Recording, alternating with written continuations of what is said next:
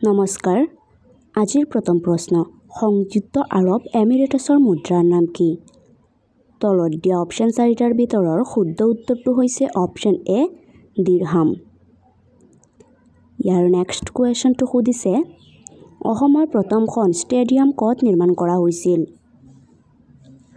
তলত দিয়া অপচন চাৰিটাৰ ভিতৰৰ শুদ্ধ উত্তৰটো হৈছে অপচন এ যোৰহাট অসমৰ প্ৰথমখন ষ্টেডিয়াম যোৰহাটত নিৰ্মাণ কৰা হৈছিল নেক্সট কুৱেশ্যন মহামায়া দাম অসমৰ কোনখন জিলাত অৱস্থিত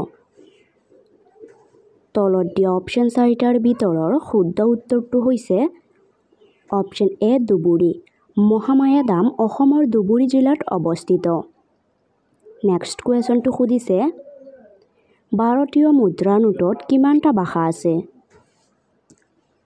তলত দিয়া অপচন চাৰিটাৰ ভিতৰৰ শুদ্ধ উত্তৰটো হৈছে অপচন চি 15টা ভাৰতীয় মুদ্ৰা নোটত 15টা ভাষা আছে নেক্সট কুৱেশ্যনটো সুধিছে অসমৰ সৈতে আটাইতকৈ দীঘলীয়া সীমান্ত বাঘ ভাৰতীয় ৰাজ্য কোনখন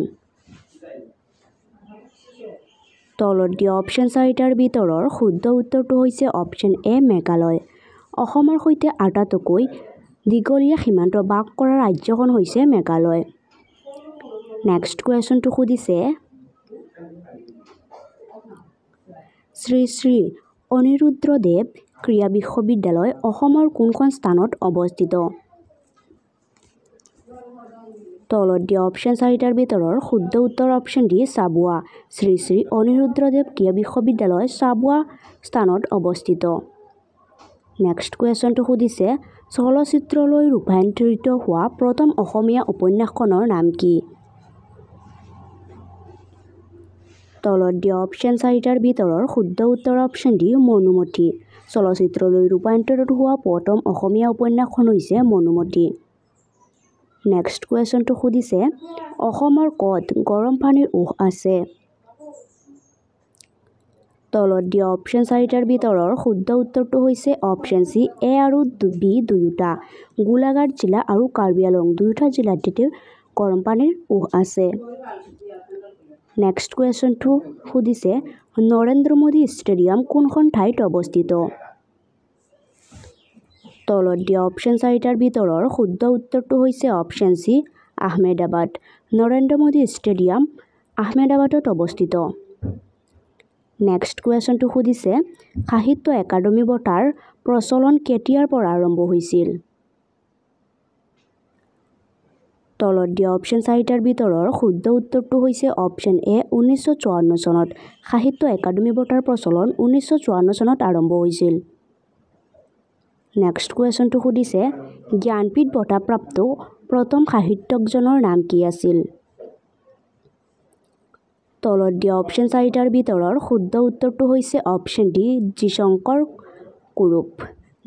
কুৰুপ জ্ঞানপীঠ বঁটা প্ৰাপ্ত অসম সাহিত্যজন নেক্সট কুৱেশ্যন সাহিত্য বিষয়ক ভাৰতৰ সৰ্বোচ্চ পুৰস্কাৰটো কি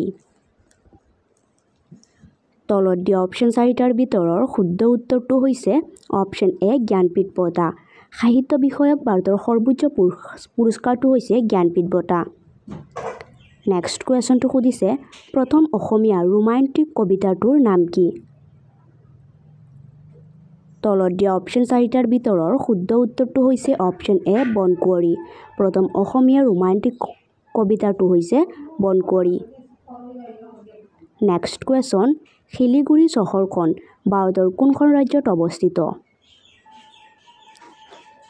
তলত দিয়া অপচন চাৰিটাৰ ভিতৰৰ শুদ্ধ উত্তৰটো হৈছে অপচন ডি পশ্চিম বংগ শিলিগুৰি চহৰখন ভাৰতৰ পশ্চিম বংগ ৰাজ্যত অৱস্থিত নেক্সট কুৱেশ্যন স্বাধীন অসমত সৰ্ববৃহৎ ভূমিকম্পটো কেতিয়া হৈছিল তলত দিয়া অপচন চাৰিটাৰ ভিতৰৰ শুদ্ধ উত্তৰটো হৈছে অপচন ডি 1950 চনত স্বাধীন অসমত সৰ্ববৃহৎ ভূমিকম্পটো 1950 চনত হৈছিল নেক্সট কুৱেশ্যনটো সুধিছে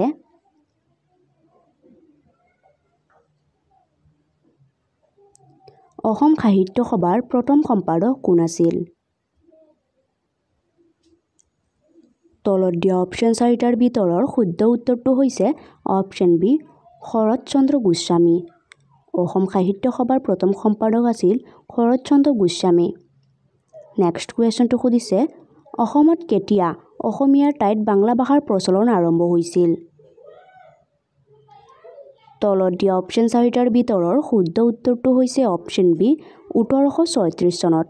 অসমত 1836 চনত অসমীয়া ঠাইৰ বাংলা ভাষাৰ প্ৰচলন হৈছিল। নেক্সট কুৱেশ্যনটো সুধিছে অসমত অসমীয়া ভাষাৰ পুনৰ প্ৰচলন কেতিয়াৰ পৰা হৈছিল? তলত দিয়া অপশ্যন চাৰিটাৰ ভিতৰৰ শুদ্ধ উত্তৰটো হৈছে অপশ্যন চি 1872 চনত। অসমত অসমীয়া ভাষাৰ পুনৰ প্ৰচলন 1872 চনত হৈছিল। নেক্সট কুৱেশ্যনটো সুধিছে পানীদিহিং বন্যপ্ৰাণী অভয়াৰণ্য ক'ত অৱস্থিত? তলত দিয়া অপশ্যন চাৰিটাৰ ভিতৰৰ শুদ্ধ উত্তৰটো হৈছে অপশ্যন এ শিৱসাগৰ। পানীদিহিং বন্যপ্ৰাণী অভয়াৰণ্য শিৱসাগৰত অৱস্থিত। নেক্সট কুৱেশ্যনটো সুধিছে বংগৰ পৰা অসমক কেতিয়া পৃথক কৰা হৈছিল? তলত দিয়া অপশ্যন চাৰিটাৰ ভিতৰৰ শুদ্ধ উত্তৰটো হৈছে অপশ্যন বি 1874 চনত। বংগৰ পৰা অসমক 1874 চনত পৃথক কৰা হৈছিল। নেক্সট কুৱেশ্যনটো সুধিছে মোবাইল নেটৱৰ্ক ব্যৱহাৰ হোৱা LTEৰ সম্পূৰ্ণ অৰ্থ কি? তলত দিয়া অপশ্যন চাৰিটাৰ ভিতৰৰ শুদ্ধ উত্তৰ option A long term evolution. ইয়াৰ নেক্সট কুৱেশ্যনটো সুধিছে ভাৰতীয় সংবিধানৰ IPCৰ সম্পূৰ্ণ ৰূপটি কি?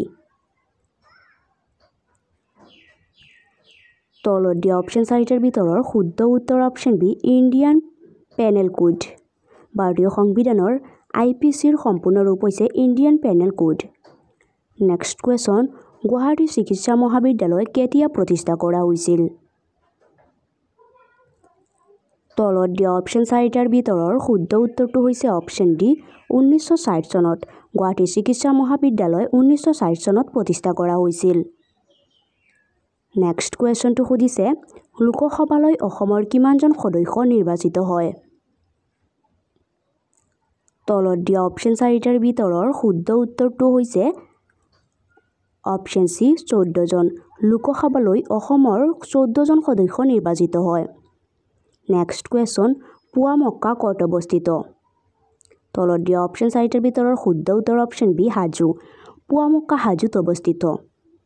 নেক্সট কুৱেশ্যন অসমৰ উত্তৰ দিশত কোনখন দেশ অৱস্থিত? তলত দিয়া অপশ্যন চাৰিটাৰ ভিতৰৰ শুদ্ধ উত্তৰটো হৈছে অপশ্যন চি ভূটান। অসমৰ উত্তৰ দিশত ভূটান দেশ অৱস্থিত। নেক্সট কুৱেশ্যনটো সুধিছে পৃথিৱীৰ আটাইতকৈ নিকটৱৰ্তী গ্ৰহটোৰ নাম কি? তলত দিয়া অপশ্যন চাৰিটাৰ ভিতৰৰ শুদ্ধ উত্তৰটো হৈছে অপশ্যন বি শুক্ৰ গ্ৰহ।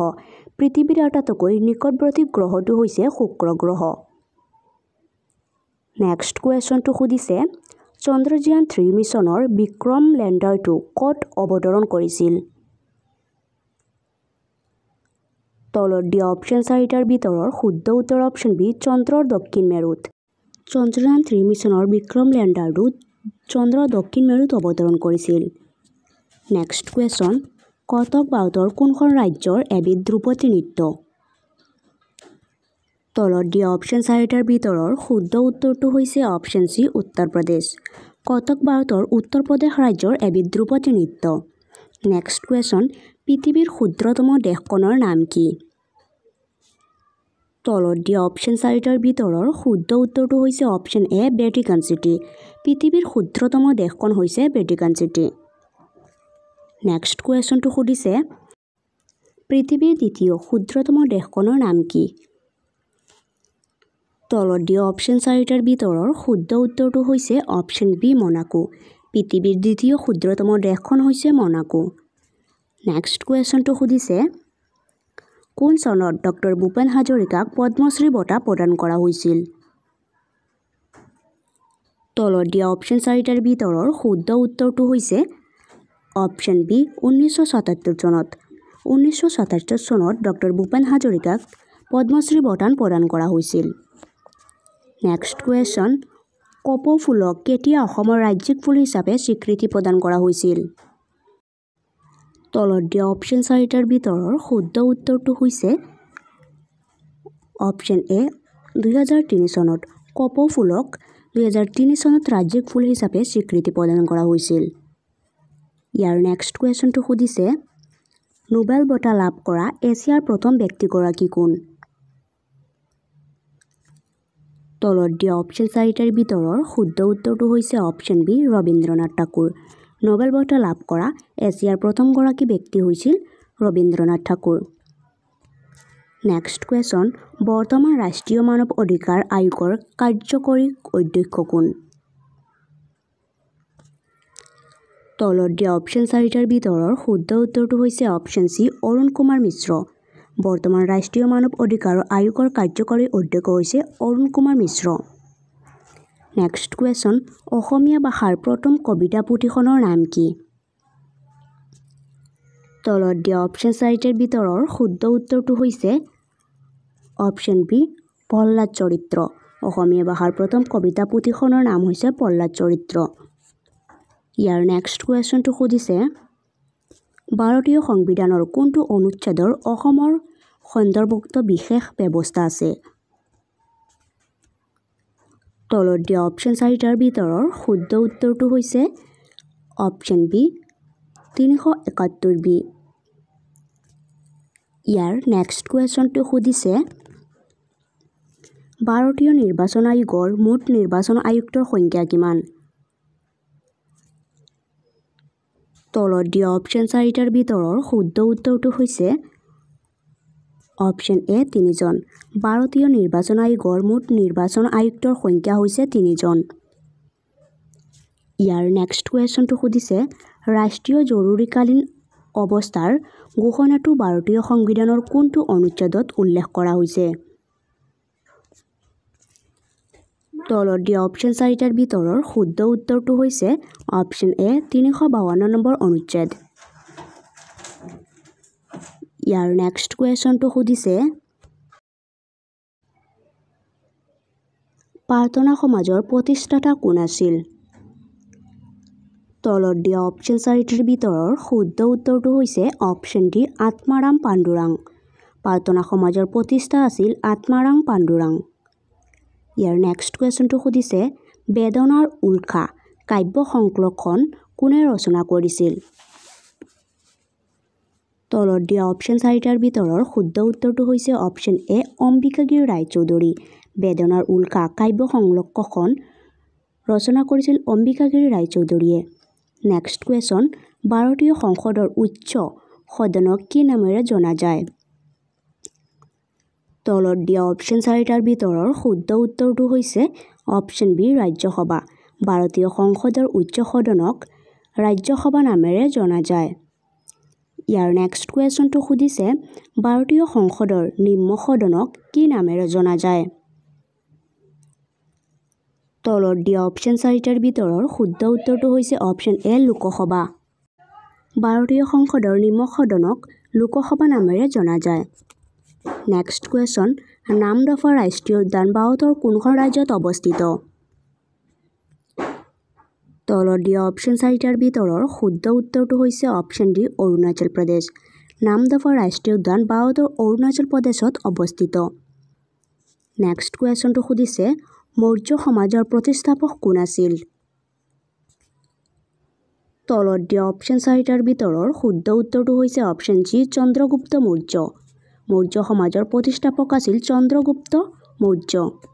নেক্সট কুৱেশ্যন ৰিঅ' অলিম্পিক গেমছত কোনখন দেশত অনুষ্ঠিত হৈছিল? তলত দিয়া অপশ্যন চাৰিটাৰ ভিতৰৰ শুদ্ধ উত্তৰ option C Brazil. Rio' Olympic games ব্ৰাজিলত অনুষ্ঠিত হৈছিল। নেক্সট কুৱেশ্যন গুপ্ত বংশৰ শাসনকালত ভাৰতলৈ অহা বিদেশী পৰ্যটনৰ নাম কি আছিল? তলত দিয়া অপশ্যন চাৰিটাৰ ভিতৰৰ শুদ্ধ উত্তৰটো হৈছে অপশ্যন চি ফাকিয়েন। গুপ্ত বংশৰ শাসনকালত ভাৰতলৈ অহা বিদেশী পৰ্যটন হৈছে ফাকিয়েন। ইয়াৰ নেক্সট কুৱেশ্যন ভাৰতীয় ষ্টেট বেংক ৰাষ্ট্ৰীয়কৰণৰ আগতে কি নামেৰে জনাজাত আছিল? তলত দিয়া অপশ্যন চাৰিটাৰ ভিতৰৰ শুদ্ধ উত্তৰটো হৈছে option A imperial bank of India. ইয়াৰ নেক্সট কুৱেশ্যনটো সুধিছে ভাৰতৰ কোনটো ভাষাক ইটালিয়ান অফ দ্য ইষ্ট বুলি কোৱা হয়? তলত দিয়া অপশ্যন চাৰিটাৰ ভিতৰৰ শুদ্ধ উত্তৰটো হৈছে অপশ্যন চি তেলেগু। ভাৰতৰ তেলেগু ভাষাক ইটালিয়ান অফ দ্য ইষ্ট বুলি কোৱা হয়। নেক্সট কুৱেশ্যনটো সুধিছে ইন্দিৰা গান্ধী ৰাষ্ট্ৰীয় মানৱ সংগ্ৰহালয় ক'ত অৱস্থিত? তলত দিয়া অপশ্যন চাৰিটাৰ ভিতৰৰ শুদ্ধ উত্তৰটো হৈছে অপশ্যন এ ভূপাল। ইন্দিৰা গান্ধী ৰাষ্ট্ৰীয় মানৱ সংগ্ৰহালয় ভূপালত অৱস্থিত। নেক্সট কুৱেশ্যনটো সুধিছে সূৰ্য কিৰণ ভাৰত আৰু কোনখন দেশৰ যৌথ সামৰিক অনুশীলনৰ নাম? তলত দিয়া অপশ্যন চাৰিটাৰ ভিতৰৰ শুদ্ধ উত্তৰটো হৈছে অপশ্যন ডি নেপাল। সূৰ্য কিৰণ ভাষা আৰু নেপাল দেশৰ যৌথ সামৰিক অনুশীলনৰ নাম। ইয়াৰ নেক্সট কুৱেশ্যনটো সুধিছে হকীৰ যাদুকৰ বুলি কাক কোৱা হয়? তলত দিয়া অপশ্যন চাৰিটাৰ ভিতৰৰ শুদ্ধ উত্তৰটো হৈছে অপশ্যন চি মেজৰ ধ্যানচাঁদ। হকীৰ যাদুকৰ বুলি মেজৰ ধ্যানচাঁদক কোৱা হয়। নেক্সট কুৱেশ্যন ভাৰতৰ একমাত্ৰ কেশৰ উৎপাদন কৰা ৰাজ্য বা কেন্দ্ৰীয় শাসিত অঞ্চল কোনখন? তলত দিয়া অপশ্যন চাৰিটাৰ ভিতৰৰ শুদ্ধ উত্তৰটো হৈছে অপশ্যন বি জম্মু কাশ্মীৰ। ভাৰতৰ একমাত্ৰ কেশৰ উৎপাদন কৰা ৰাজ্যখন হৈছে জম্মু কাশ্মীৰ। ইয়াৰ নেক্সট কুৱেশ্যন ভাৰতৰ সৰ্বাধিক নিমখ উৎপাদনকাৰী ৰাজ্য কোনখন? তলত দিয়া অপশ্যন চাৰিটাৰ ভিতৰৰ শুদ্ধ উত্তৰটো হৈছে অপশ্যন এ গুজৰাট। ভাৰতৰ সৰ্বাধিক নিমখ উৎপাদনকাৰী ৰাজ্যখন হৈছে গুজৰাট। ইয়াৰ নেক্সট কুৱেশ্যনটো সুধিছে ফৰেষ্ট মেন অফ ইণ্ডিয়া উপাধি পোৱা অসমীয়া ব্যক্তিজন কোন? তলত দিয়া অপশ্যন চাৰিটাৰ ভিতৰৰ শুদ্ধ উত্তৰটো হৈছে অপশ্যন চি যাদৱ Payeng. Forest man of India উপাধি পোৱা প্ৰথম অসমীয়া ব্যক্তিজন আছিল যাদৱ পায়েং। নেক্সট কুৱেশ্যন ৰাষ্ট্ৰপতিৰ পদ খালী হ'লে কিমান দিনৰ ভিতৰত পদটো পূৰাব লাগে? তলত দিয়া অপশ্যন চাৰিটাৰ ভিতৰৰ শুদ্ধ উত্তৰটো হৈছে অপশ্যন এ 6 মাহ। ৰাষ্ট্ৰপতিৰ পদ খালী হ'লে 6 মাহ দিনৰ ভিতৰত পদটো পূৰাব লাগে। নেক্সট কুৱেশ্যন ভাৰত বুৰঞ্জীৰ কোনটো যুগক সোণালী যুগ হিচাপে জনা যায়? তলত দিয়া অপশ্যন চাৰিটাৰ ভিতৰৰ শুদ্ধ উত্তৰটো হৈছে অপশ্যন চি গুপ্ত যুগ।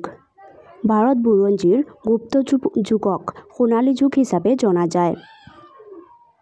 নেক্সট কুৱেশ্যন সুধিছে গুপ্ত যুগৰ বিখ্যাত গণিতজ্ঞজনৰ নাম কি আছিল? তলত দিয়া অপশ্যন চাৰিটাৰ ভিতৰৰ শুদ্ধ উত্তৰটো অপশ্যন এ আৰ্যভট্ট। গুপ্ত যুগৰ বিখ্যাত গণিতজনৰ নাম আছিল আৰ্যভট্ট। নেক্সট কুৱেশ্যনটো সুধিছে মীৰাবাইয়ে তেওঁৰ ব্যঞ্জনবোৰ কি ভাষাত লিখিছিল? তলত দিয়া অপশ্যন চাৰিটাৰ ভিতৰৰ শুদ্ধ উত্তৰটো হৈছে অপশ্যন বি ৰাজস্থানী ভাষাত। মীৰাবাইয়ে তেওঁৰ ব্যঞ্জনবোৰ ৰাজস্থানী ভাষাত লিখিছিল। নেক্সট কুৱেশ্যনটো সুধিছে ৰাভাসকলে পালন কৰা বসন্ত উৎসৱটোক কি নামেৰে জনা যায়? তলত দিয়া অপশ্যন চাৰিটাৰ ভিতৰৰ শুদ্ধ উত্তৰটো হৈছে অপশ্যন এ বাইশু পূজা। ৰাভাসকলে পালন কৰা বসন্ত উৎসৱটো বাইশু পূজা নামেৰে জনা যায়।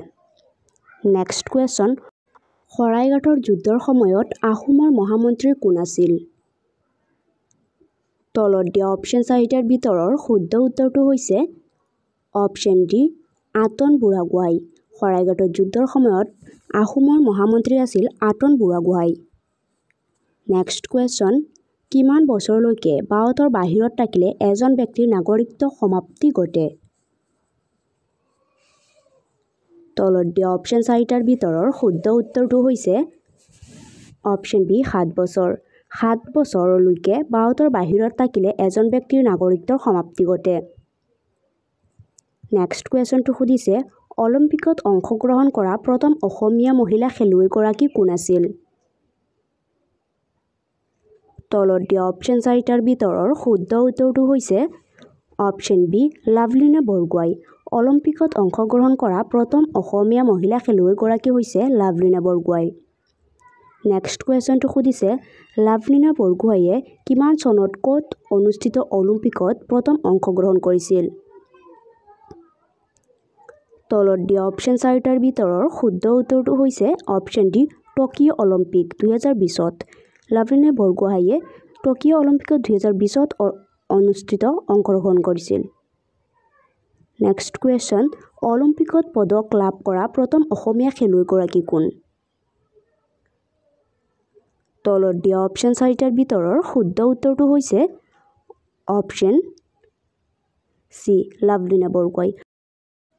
ইয়াৰ নেক্সট কুৱেশ্যনটো সুধিছে আকাশবাণী গুৱাহাটী কেন্দ্ৰৰ পৰা সম্প্ৰচাৰিত প্ৰথম অসমীয়া নাটকখনৰ নাম কি আছিল? তলত দিয়া অপশ্যন চাৰিটাৰ ভিতৰৰ শুদ্ধ উত্তৰটো হৈছে অপশ্যন চি দৰালৈ যিদিনা নামিব সৰগ। আকাশবাণী গুৱাহাটী কেন্দ্ৰৰ পৰা সম্প্ৰচাৰিত প্ৰথম অসমীয়া নাটক হৈছে দৰালৈ যিদিনা নামিব সৰগ। নেক্সট কুৱেশ্যন দৰালৈ যিদিনা নামিব সৰগ নাটকখন কোনে ৰচনা কৰিছিল? তলত দিয়া অপশ্যন চাৰিটাৰ ভিতৰৰ শুদ্ধ উত্তৰটো হৈছে অপশ্যন ডি সত্যপ্ৰসাদ বৰুৱা। দৰালৈ যিদিনা নামিব সৰগ নাটকখনে সত্যনাথ প্ৰসাদ বৰুৱাই লিখিছিল। নেক্সট কুৱেশ্যন আন্তৰ্জাতিক উৎসৱত ভাৰতৰ প্ৰতিনিধিত্ব কৰা প্ৰথম অসমীয়া শিল্পীগৰাকী কোন আছিল? তলত দিয়া অপশ্যন চাৰিটাৰ ভিতৰৰ শুদ্ধ উত্তৰটো হ'ব option A doctor Bhupen Hazarika. আন্তৰ্জাতিক উৎসৱ ভাৰতৰ প্ৰতিনিধিত্ব কৰা প্ৰথম অসমীয়া ব্যক্তিগৰাকী হৈছে ডক্টৰ ভূপেন হাজৰিকা।